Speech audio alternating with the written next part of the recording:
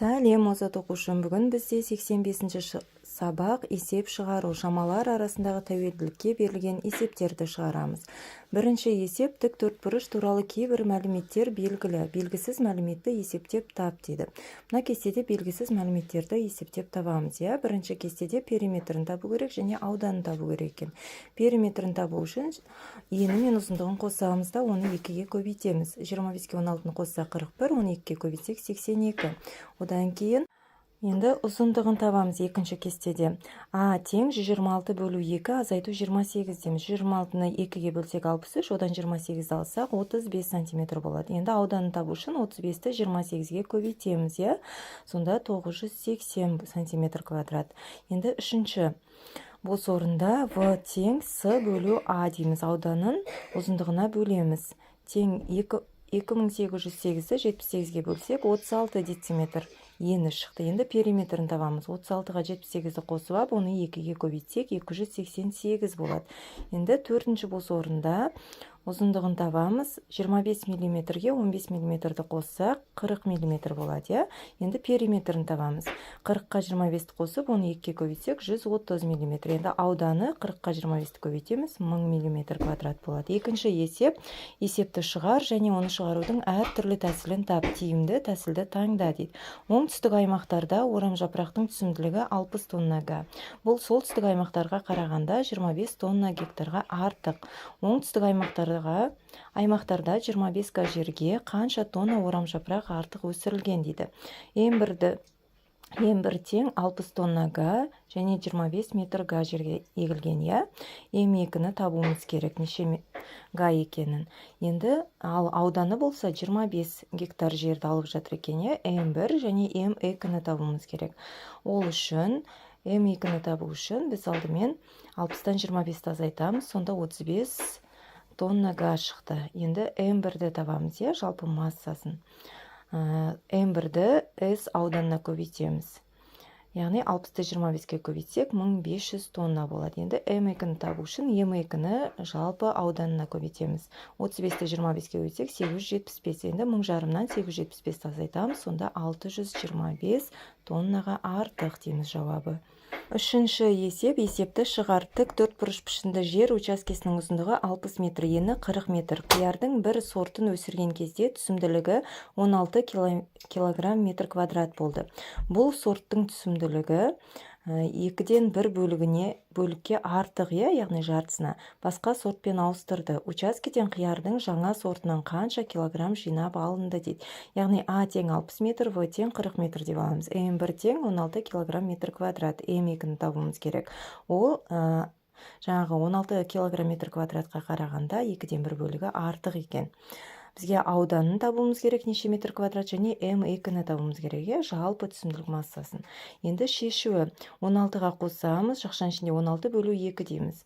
16-ны 2-ге бөлсек 8, оны 16-ға қоссақ 24 килограмм метр квадрат. Енді ауданын табамыз, 60-ты 40-қа көбейтеміз, 2400 метр квадрат болады. Енді М2-ні табу үшін М2 көбейту С дейміз, яғни 24-ті 2400-ге көбейтіп аламыз. Сонда 57600 килограмм болады. Яғни жалпы түсімділік массасы тең бізде 57600 килограмм қияр жинап алған екен, жаңа сортынан. Төртінші есеп, есепті шығар. Арасы 2 километр болатын 2 кенттен бір уақытта бірінен бірі қарама-қарсы бағытқа 2 салт атты шықты. Біреуінің жылдамдығы 12 километр сағат, ал екіншісінікі 18 километр сағат. 2 сағаттан кейін олардың арақашықтығы қандай болады дейді. Яғни В1 12 километр сағат дейміз, В2-ні 18 километр сағат дейміз. Бізде уақыты Т тең 2 сағат, ал ауданы С1 2 километр, бірінші аттыныкі, екінші аттыныкі қанша километр, соны табуымыз керек екен. Олардың ара қашықтығын, яғни В қашықтықты табу үшін В1-ге В2-ні қосамыз. 12-ге 18-ді қоссақ 30 километр сағат екен, жалпы.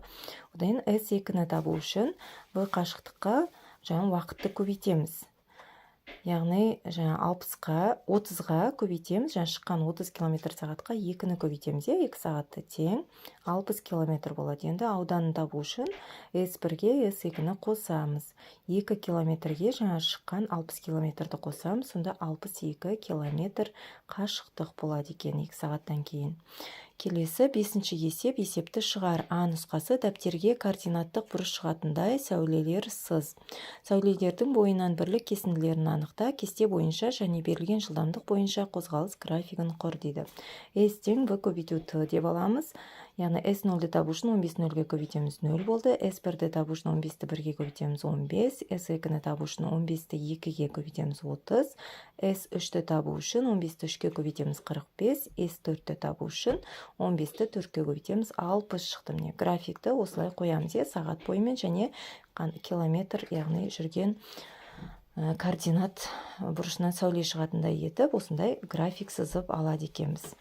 Келесі S0-ді табу үшін екінші график бойынша 5-ті 0-ге көбейтеміз 0, S1-ді табу үшін 5-ті 1-ге көбейтеміз 5, S2-ні табу үшін 5-ті 2-ге көбейткенде 10 болады, S3-ті табу үшін 5-ті 3-ге көбейтеміз 15, S4-ті табу үшін 5-ті 4-ге көбейтеміз 20 болды. Оның графигін осындай сәуле ретінде сызып көрсетеді екенбіз, түсініп, осылай есептеп шығарып аламыз. Келесі Ә нұсқасы. Координаттар жүйесі көмегімен қозғалыстың екі және одан да көбірек графигін орналастыру ыңғайлы. Дәптеріне бір координаттық бұрышқа бірінші және екінші шаңғышының қозғалыс графигін сыз. Бірлік кесінді үшін қанша тор көз алуға болатынын ойлан дейді. Яғни бұл Ә нұсқасында біз шаңғышының жаңағы қозғалыс графигін сызуымыз керек екен. Жаңағы графиктерге ұқсас, бірақ біраз өзгертіп сызамыз. Соны осы графиктегі сияқты сызып алсаңыздар болады. Келесі 6-шы есеп. Шығармашылық жұмыс. 5-ші тапсырма бойынша өз сұрақтарыңды құрастыр, оны досыңа қой, досыңның сұрақтарына жауап бер дейді. Яғни былайынан құрастырсақ болады екен, сұрақты. 2 сағатта велосипедші 25 км сағат жылдамдықпен жүрсе, онда ол қанша километр жол жүреді дейді.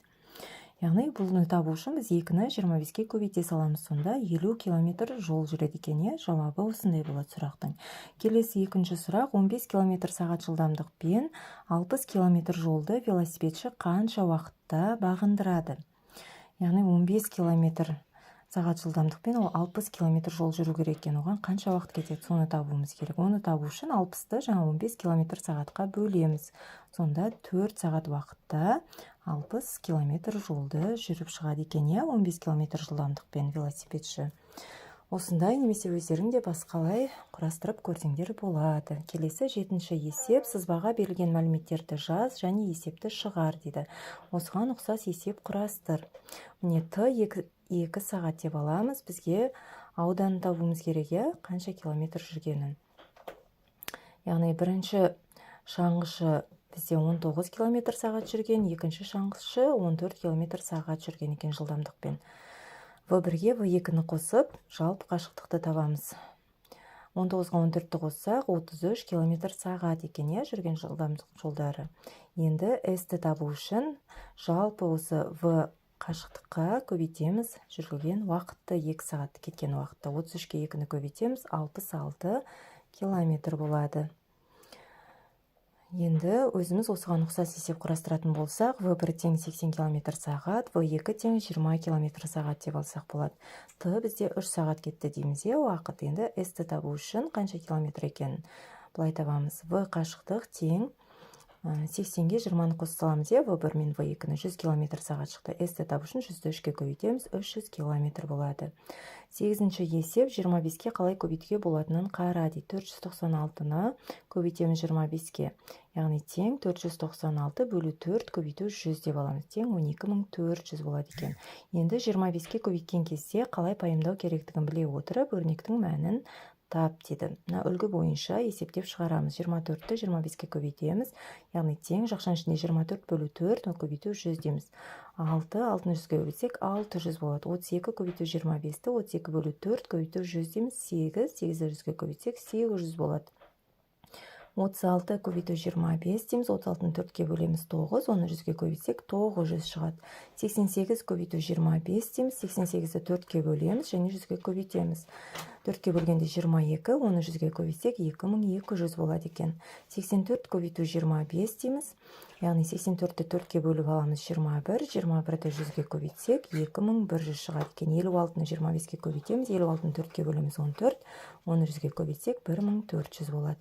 9-шы бірінші есеп ойлан және жауап бер дейді. 4 құрбы Әлия, Айна, Дана және Бақыт мерекеге әшекейлер жасады. Біреулері алтын түсті қағаздан күлтізбе, біреулері қызыл түсті жалауша, біреулері күміс түсті қағаздан күлтізбе, біреулері алтын түсті қағаздан ою жасады.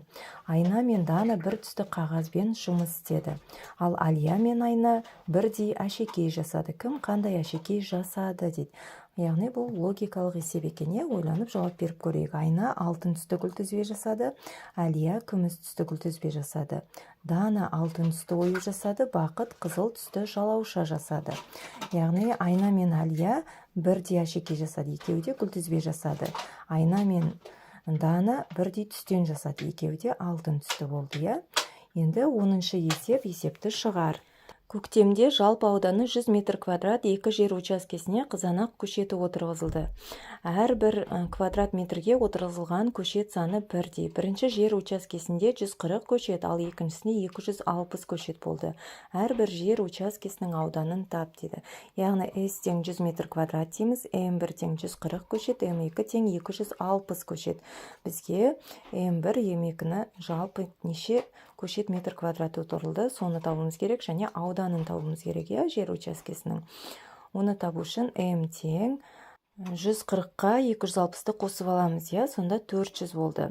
Енді М-ді табу үшін біз ауданына бөледі екенбіз осы 400-ді. 400-ді 100-ге бөлсек, 4 көшет метр квадрат болады. Енді жер учаскесінің ауданын табамыз. S1-ді табу үшін 140-ті 4-ке бөлеміз. Сонда 35 метр квадрат шығады. Ал S2-ні табу үшін 260-ті 4-ке бөліп алады екенбіз, 65 метр квадрат болады. Яғни әрбір жер учаскесінің ауданын таптық. Бірінші жер учаскесінің ауданы 35 метр квадрат болса, екінші жер учаскесінің ауданы 65 метр квадрат болады екен. Осылай есептерді мұқият оқып, осындай форма бойынша шығарып аламыз. Біздің бүгінгі сабақ осымен аяқталды. Каналға тіркелмеген болсаңыздар, тіркеліп алыңыздар. Келесі сабаққа дейін сау болыңыздар.